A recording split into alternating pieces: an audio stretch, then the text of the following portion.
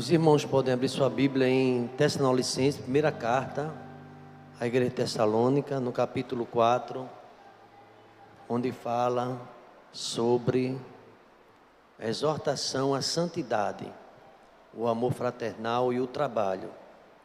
Nós estamos com o tema durante todo esse mês sobre a igreja, redescobrindo a igreja, e falamos sobre as marcas da igreja.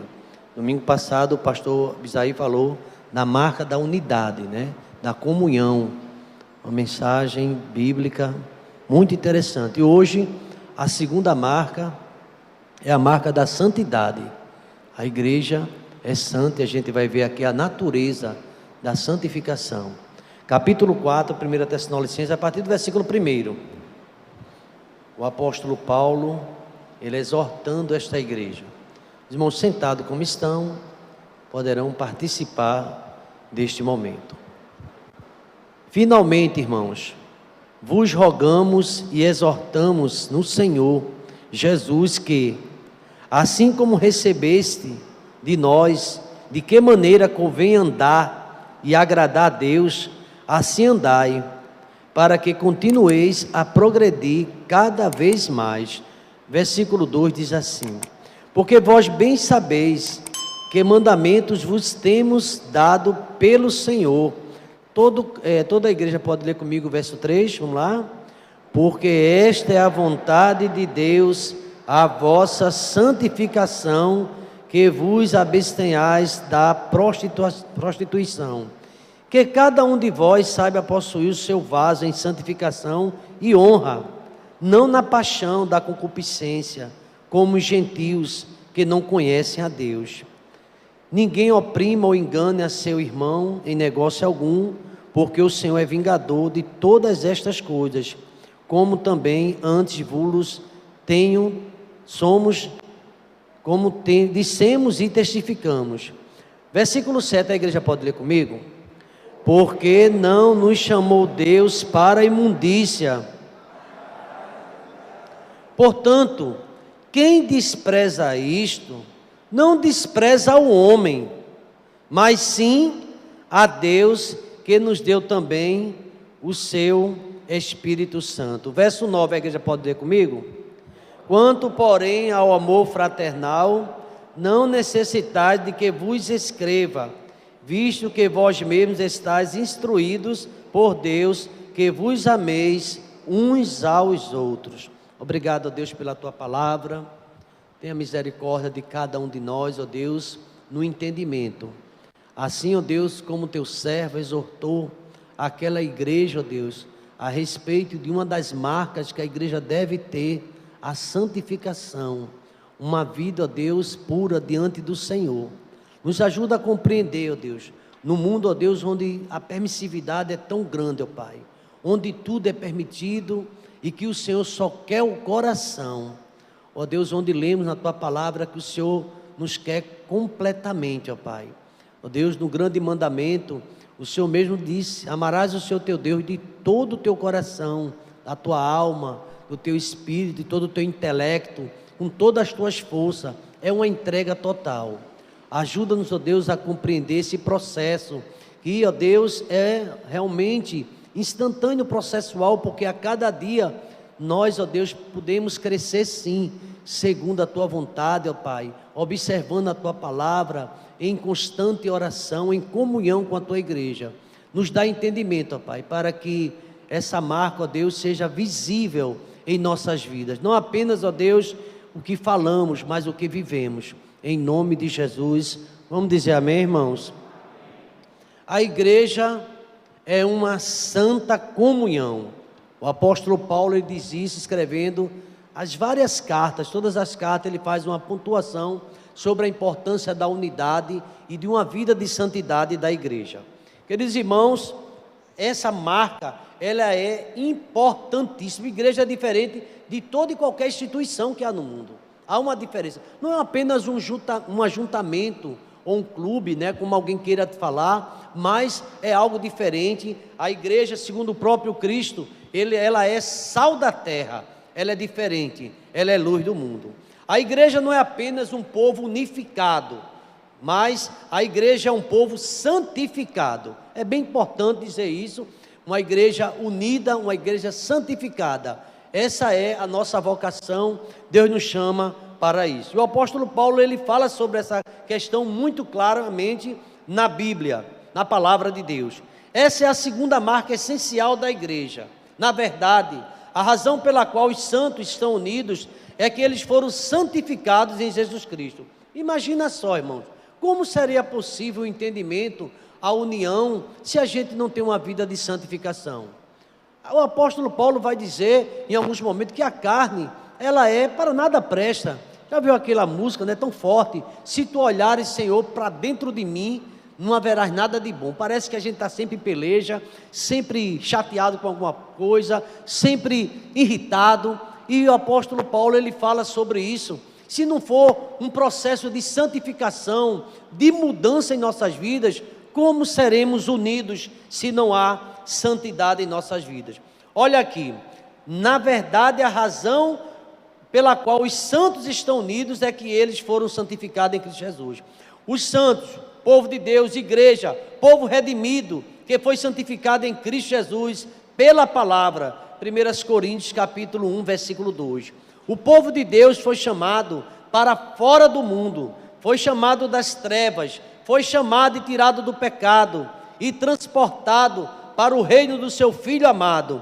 Paulo, falando isso em Colossenses, fala de uma vida que agora será diferente, de mudanças, uma vida de mudança, irmão, como Paulo também escreve aos Coríntios 5,17, quem está em Cristo, nova criatura é, novos propósitos, novos focos. Eu sou de Deus e parece que não somos identificados como discípulos de Jesus Cristo, a não ser dentro da igreja. Alguém já disse que o lugar mais fácil de a gente ser identificado como crente é dentro da igreja, e lá fora, não é? A gente tem esse perfume de Cristo, temos a diferença. Então aqui, Paulo, ele falando sobre a santificação, a natureza da santificação, ele diz assim, olha, permanecer na presença de Deus requer que sejamos santos, e esta palavra santos tem vários sentidos a palavra santos, ou pelo menos abordar alguns. Santos significa separado, vamos ver que ideia é essa. Santo também dedicado, santificação também tem um sentido de purificação, de consagração e de serviço. Uma pessoa muito santificada, você não vê servindo, é um pouco estranho, porque nós fomos chamados por Deus. Inclusive lá em 2 Crônicas ele diz para aquelas pessoas que foram separadas, filho meu, não sejais negligentes para a chamada que você teve, porque Deus quer que a gente chegue no altar com a vida de santificação. O povo de Deus foi chamado para fora do mundo, eles foram lavados, santificados pelo sangue de Jesus. Várias referências, 1 Coríntios capítulo 6, versículo 11. Consequentemente, eles são uma nação santa, um reino de sacerdotes que foram consagrados pelo Espírito Santo. 1 Pedro capítulo 2, versículos 5 e 9. A verdadeira igreja é santa pela sua própria natureza. A verdadeira igreja é santa pela sua própria natureza. Isso faz uma grande diferença, irmão. E aqui eu queria pensar um pouquinho nessa ideia bíblica de santidade, primeiro falando sobre separação. A ideia de separação. Deus é o Deus que separa. Alguém diz assim, é tudo a mesma coisa. Não é. Você vai ver o profeta Malaquias dizendo, você vai ver a diferença entre o santo e o profano, entre quem serve a Deus e quem não serve a Deus. Ele chega até a dizer a diferença do santo e do imundo, porque aquelas pessoas que não têm uma vida purificada, porque a ideia de santidade também fala de purificação. Deus nos quer diferente, e eu quero fazer uma confissão aqui aos irmãos, isso não é fácil. Talvez seja fácil falar os tópicos, mas realmente viver essa vida é uma vida de renúncia, isso constantemente, porque a carne, ela luta, milita contra o Espírito.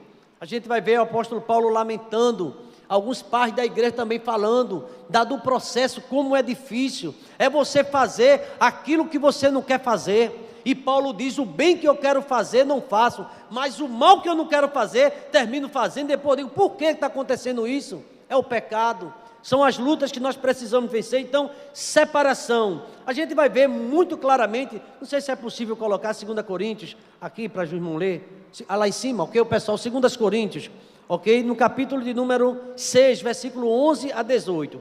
Veja essa questão que é apresentada. Não há comunhão das coisas de Deus e as coisas mundanas. Às vezes as pessoas querem estar na casa de Deus e está.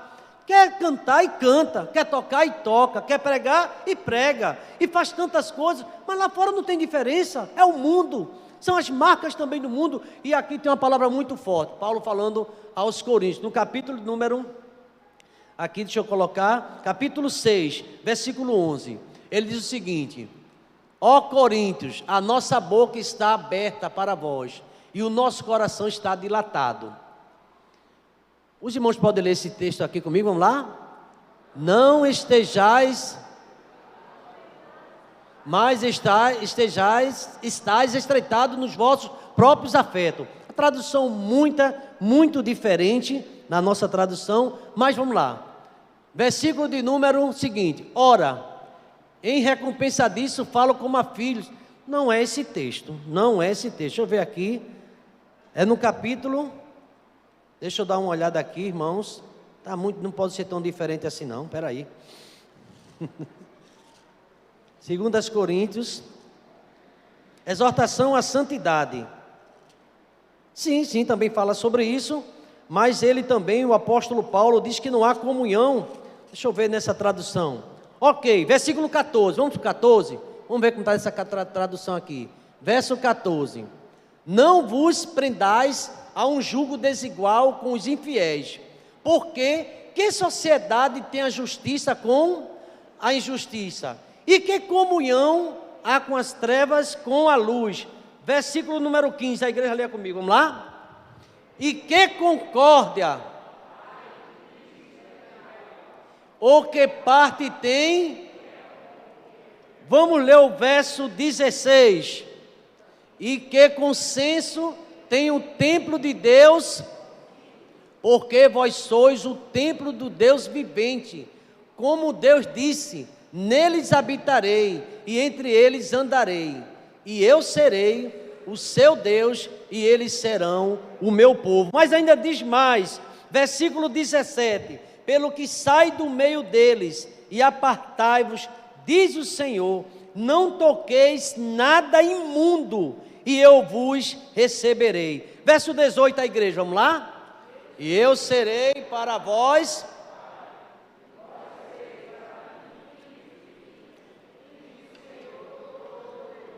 Parece que esse texto traz uma clareza tão grande, que deve haver uma separação, deve haver uma distância. A gente vê o Salmo 1, o salmista apelando, dizendo, sai da roda dos escarnecedores. A gente, não é que a gente vai deixar de falar, ou de dar um bom dia, ou de estar, às vezes, num trabalho se relacionando, mas tenha cuidado, para que isso não avance, porque não há comunhão, não há acordo, não há relação. Certa vez, uma irmã, não sei se ela estava desapontada com a igreja, ela disse o seguinte, as minhas amizades no mundo são mais fortes que na igreja. Eu achei muito estranho, porque a Bíblia diz assim, não ameis o mundo, nem as coisas que no mundo. Como é que a gente pode amar o mundo? Essas relações ser mais importante do que a relação na igreja. É bem verdade que no passado, na igreja primitiva, a gente vê casos de pessoas que não tinham comunhão, não andavam com a verdade, e realmente eram pessoas que viviam dentro do corpo, mas como o próprio Cristo diz, era o joio no meio do trigo. Então, irmãos, é lamentável, mas existe sim. Então aqui a ideia fala de separação, não há comunhão das coisas de Deus com as coisas mundanas. E deixa eu dizer uma verdade aos irmãos e aos que me assistem, se você falar muito de Deus aí dentro dessas redes sociais, é capaz até de tirar você do meio, excluir você, não é? Então deletar você, porque o pessoal não quer ouvir muito sobre as coisas de Deus. E aqui a gente percebe que a ideia de separação é muito forte, e nesse material, eu estava ouvindo um teólogo, né, que ele fala sobre essa coisa de associar a santidade à essência da igreja. E ele fala o seguinte, que por isso é o que a igreja é. Para esse teólogo, ele diz o seguinte, santidade não é apenas um mero ornamento, que é acrescentado à sua glória, como um colar cintilante que pode realçar a beleza de uma mulher. Não, a santidade é a própria essência, não é o que você veste. Aí eu coloquei um paletó, tá de gravata, eu estou santo, é isso? Não é, a ideia não é essa. É uma coisa que nasce de dentro. Agora, claro que você tem uma vida com Deus, você anda com Deus, você vai ver como é, você vai refletir também na exterioridade. Porque há muitas pessoas que não tem nada a ver não, mas a ideia de santidade também fala de purificação, de separação.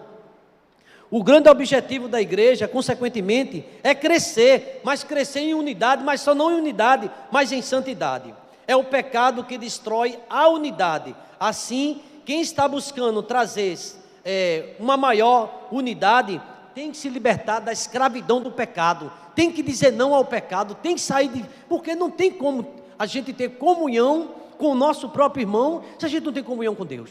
A comunhão parte de uma vida com Deus, de uma vida de santidade, de busca intensa.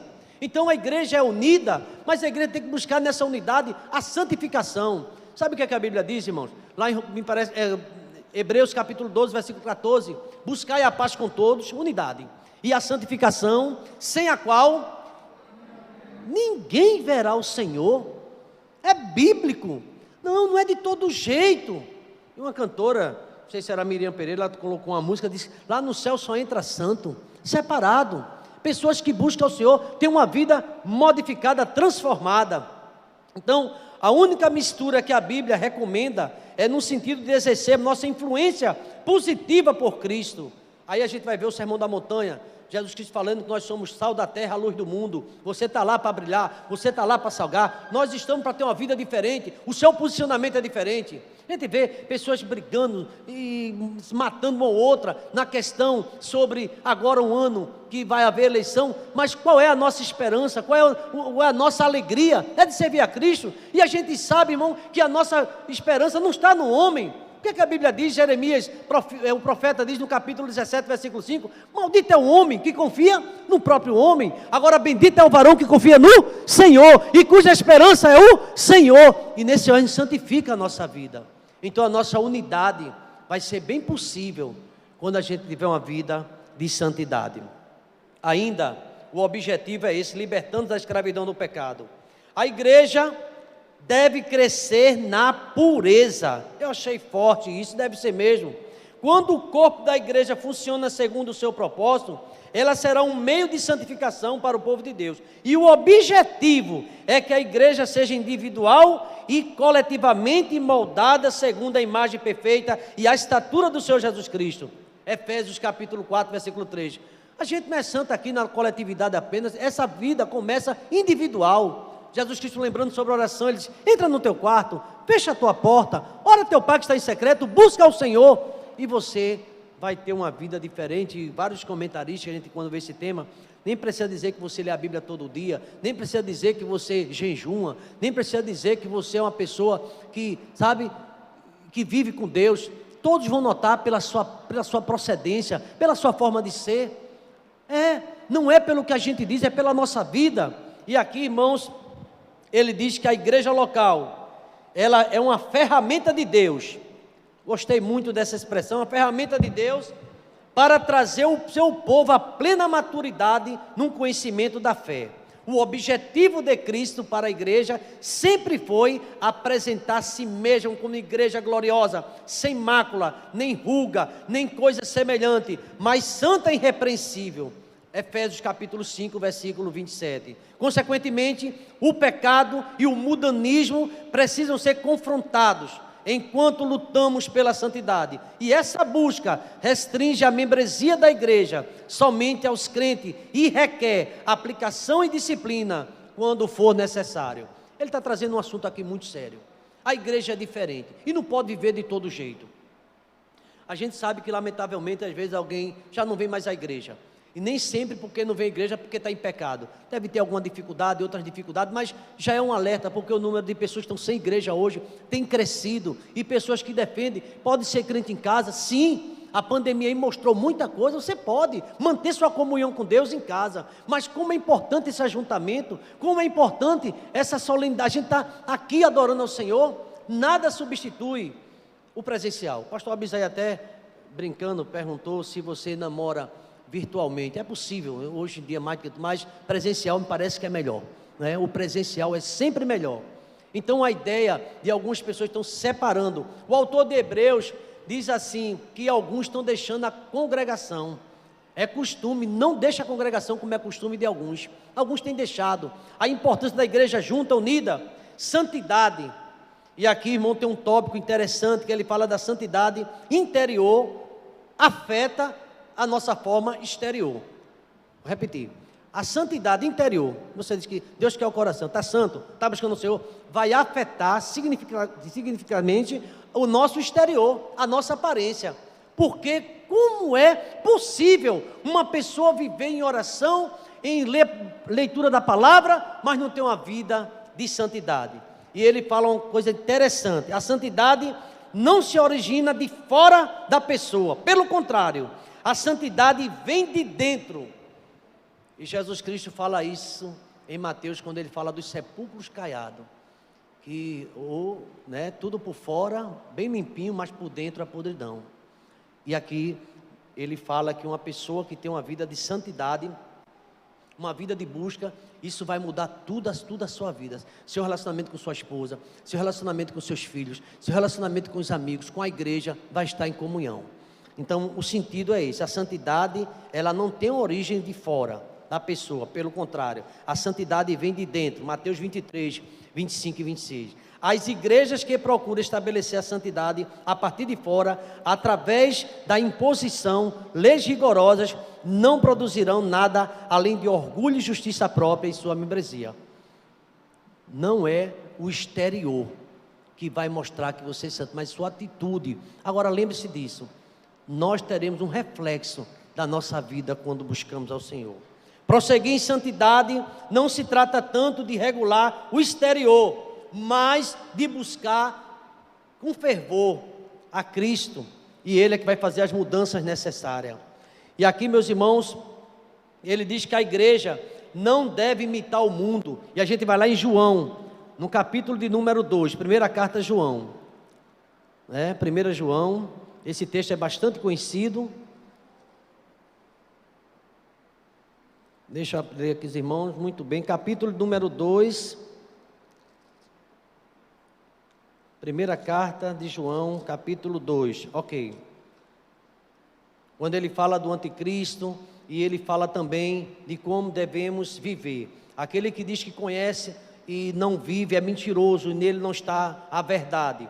Mas ele diz o seguinte aqui, capítulo 2, o versículo de número...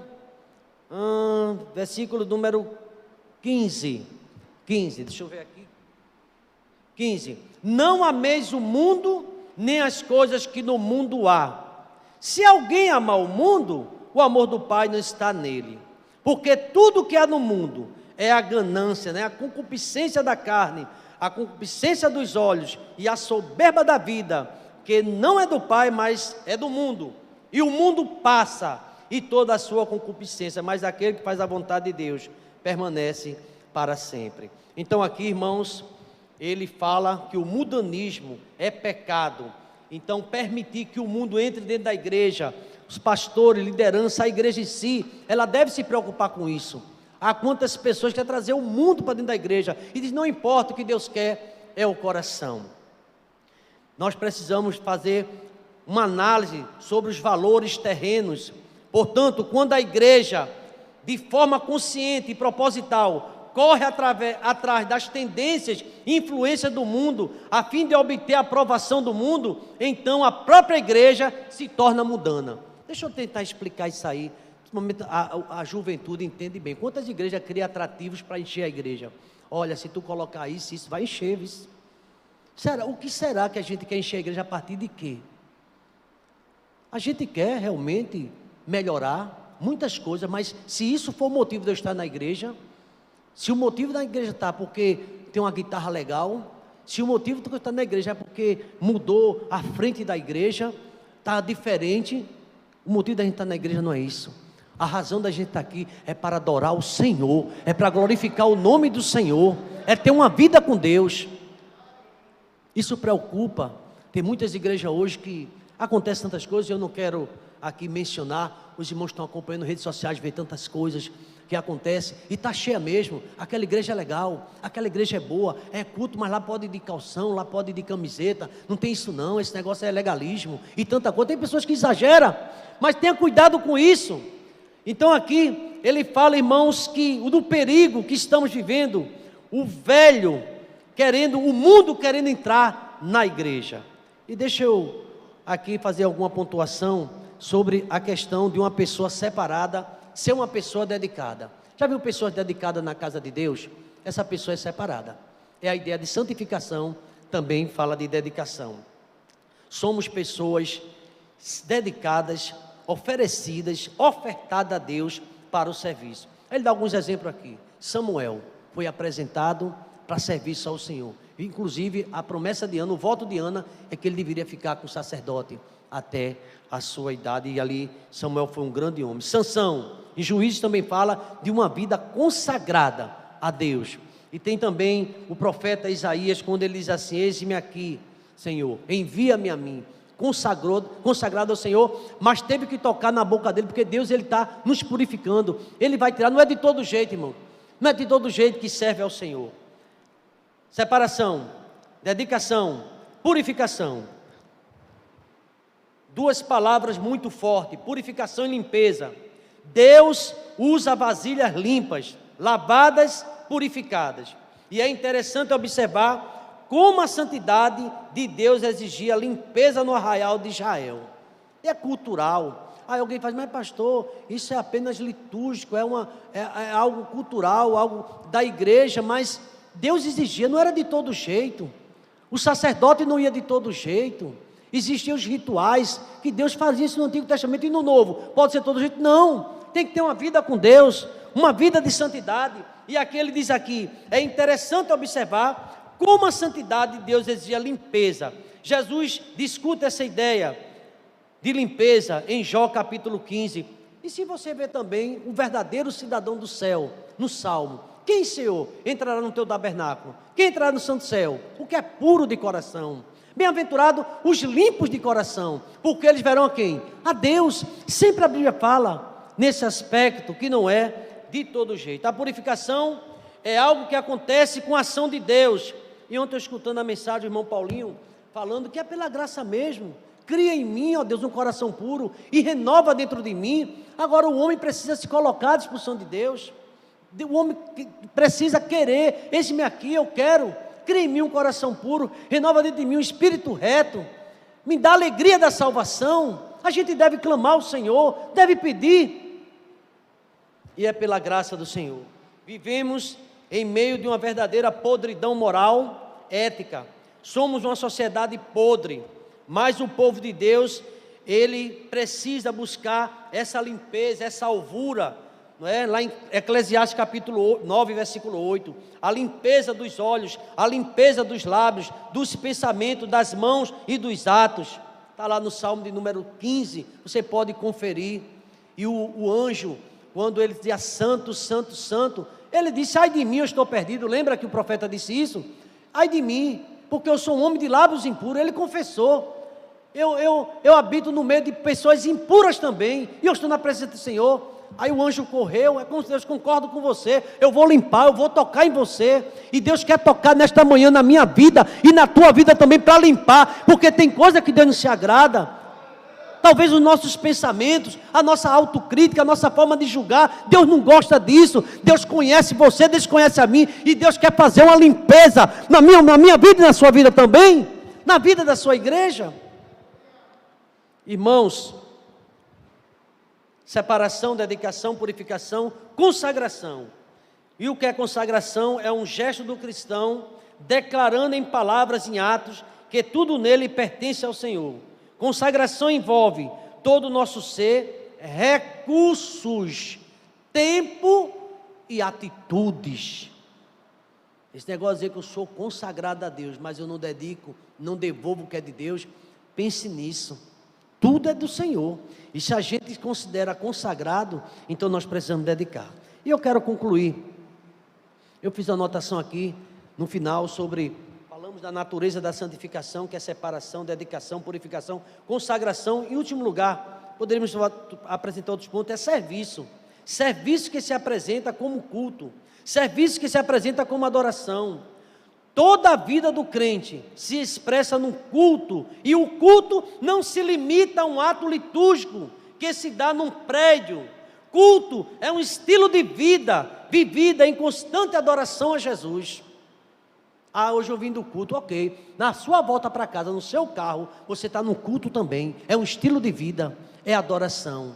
E aqui ele fala desse serviço constante, uma vida de adoração a Jesus Cristo. Então, irmãos, você é consagrado, separado, purificado por Deus para uma vida nova. E sem essa vida a gente não pode ver o Senhor. Tem que ter uma vida de santidade.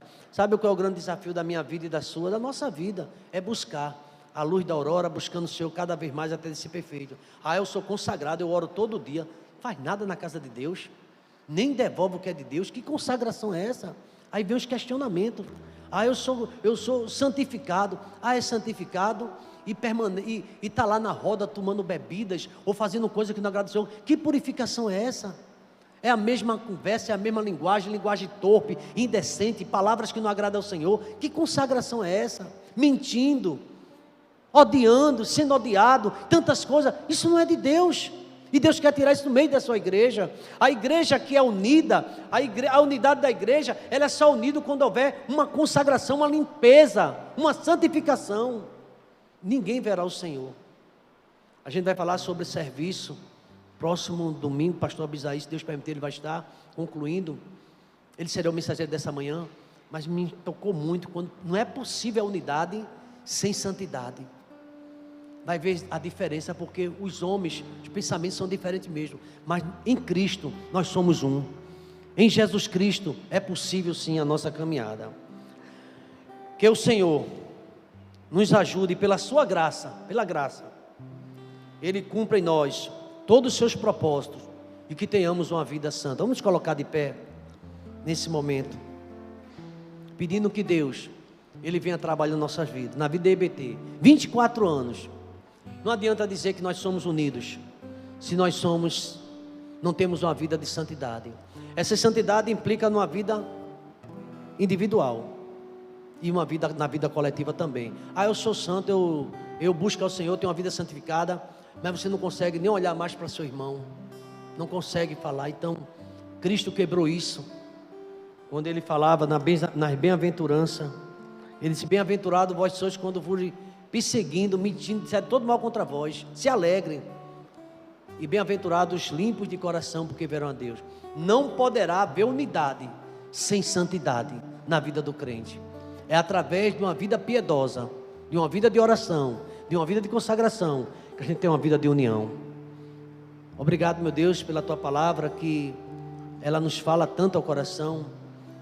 A Tua palavra também nos diz que a fé vem pelo ouvir a Tua palavra. E é pela oração e pela santificação, ó Pai, que temos uma vida, ó Pai, que Te agrada. Quero Te pedir nesta manhã, a mensagem desta manhã, ó Deus, quando o apóstolo Paulo também diz que não há comunhão das trevas com a luz. Qualquer trevas, ó Deus, que houver em nós, ou que houver em nós, ó Pai, ou queira estar em nós, está repreendida no nome de Jesus Cristo, ó Pai. Para que Tua igreja busque uma vida de santidade, faça a diferença, como sal da terra, como luz do mundo, como luzeiro no mundo de trevas, ó Deus. Continua abençoando a EBT, abençoando cada família, ó Pai, e os propósitos eu tenho, ó Deus, e que seja uma marca na nossa igreja, na nossa comunidade, a marca da santidade, em nome de Jesus. A igreja pode dizer amém? Que a graça do Senhor Jesus, o amor de Deus, o nosso eterno Pai, a comunhão e as doces consolações do Teu Espírito esteja sobre nós e sobre todo Israel de Deus, desde agora e para sempre. Vamos dizer amém, irmãos?